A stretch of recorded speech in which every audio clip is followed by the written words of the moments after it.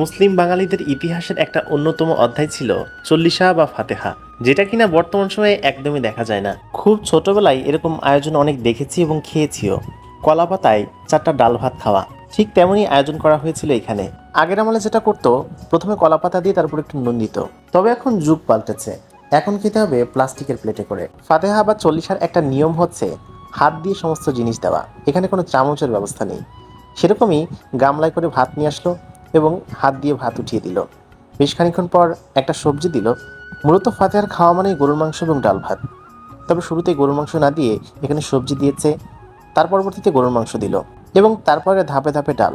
চল্লিশার ডাল কি দিয়ে রান্না করা হয় জানি না, তবে আমার কাছে খেতে দুর্দান্ত লাগে। সর্বশেষে দই দিয়ে শেষ হলো খাবার। তবে আমি একটা জিনিস মিস করেছি, সেটা হচ্ছে কলা পাতা আর হচ্ছে পায়েস, যেটা কিনা অনেক সুস্বাদু লাগতো। সব মিলিয়ে ছোটবেলার সেই স্মৃতির রোমন্থন হলো, যেটা কিনা ছোটবেলায় অনেক খেয়েছি অনেক জায়গায়, কিন্তু এখনকার যুগে সেটা আর দেখা যায় না।